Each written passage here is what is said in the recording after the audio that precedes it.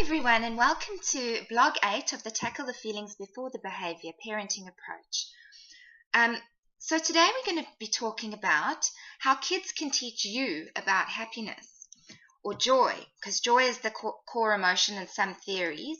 So I wanted to go a little bit about some of the associated emotions with joy and some of the things we think about with joy or happiness. And then I want to tell you why we could learn a thing or two from our children.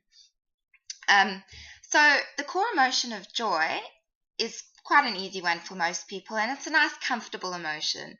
And it's something we all aim for, and I think reading up stuff on emotions with parents, that every parent ultimately wants this for their child. Well, for the majority, most parents really just want that.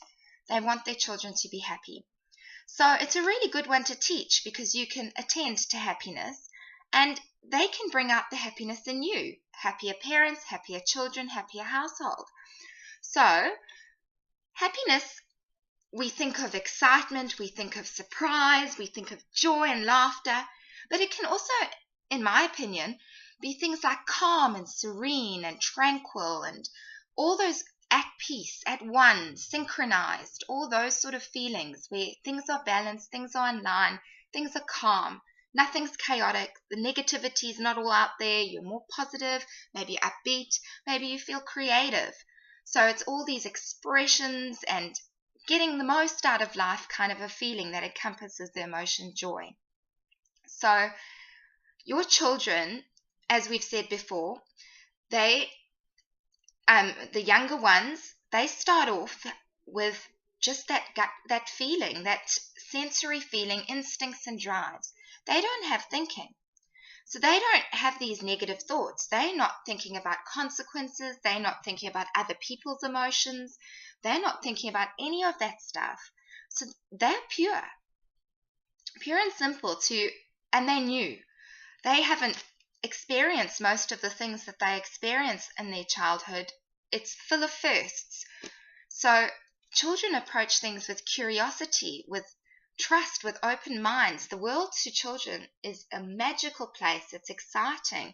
Everything's new, and they just want to trust those adults in their lives. They learn from their friends. They sponge everything in. So we can learn that approaching things with curiosity, just putting aside all the thinking and just trying to experience. And the next thing I had on the list was that they live in the here and now. Most of you will know this, that your kids have forgotten their day by the time they get back. They'll tell you about the very last thing that happened. And 2 weeks for a child is such a long time, they can't even comprehend it. So they just focus on the present.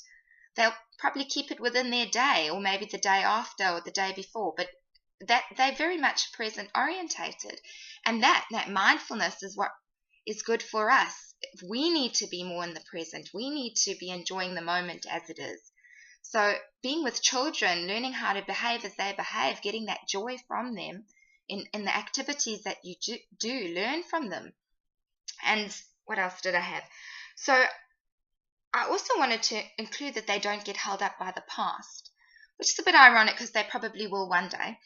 But as your children don't really have a past, everything's new and fresh, they don't go into things with all these, last time this happened to me, or any of that kind of thinking. So they run on their gut. They think, I want that. I want to do that. That looks fun. Oh my gosh, I'm so excited. I'm going to do that. And they will do it unless told otherwise. So they just run on, I want, I need. And they listen to themselves. They listen to their gut. They'll tell you openly. They'll express themselves. I like this. I don't like that. They don't have a problem tapping into how they really feel. And that brings them in balance. That brings people in balance when you're living in the present, when you're taking a stock of your surroundings in a curious way, without judgment, without prejudice, without all that hang up from your past, without all this worry about your future, all those negative thoughts running through your head. Children also don't have these body image issues where they look at the other kids on the playground and, well, the little ones, they don't start off that way. It starts building as we go up. They're not as tainted. So they love everyone, no matter what the color of their skin. They don't care about what religion you are. They, they care if you want to play the same game, and they play. When they want to make friends, I like you, let's be friends. Run off holding hands as if they've known each other forever. It's that run on gut, run on instinct, live in the present thing that we could really, really use a little more of in our own lives. So when you're teaching children, remember, you can be the student here as well. And increase play, increase things like creativity, increase laughter, and find fun. Fun is so important. And it's so important, something I'm discovering for myself, like something that I really need to inject more into my life with is childlike fun, real pure excitement, not worrying about anything. I just get the feeling of running in the sand and throwing yourself in the ocean, or diving into things, or having a food fight, just this uninhibited thing that most of us have to turn to alcohol to achieve. Like, wouldn't it be wonderful? And we have this opportunity where we're not going to look silly if we're doing it with our kids. So get in there, play, enjoy. When your kids are excited, really build that up, because that's something that is so precious to take into life, is to enjoy life no matter what's happening, to find joy in everything, to live in the moment and enjoy life. And that's what we ultimately want for our kids, and I'm sure that's what everyone ultimately wants for themselves. So I hope that's been helpful. I hope you've got thinking about joy, and it's a great one. I'm sure most people probably like to start with that in the emotion booklet if you've tried that, the second blog I did.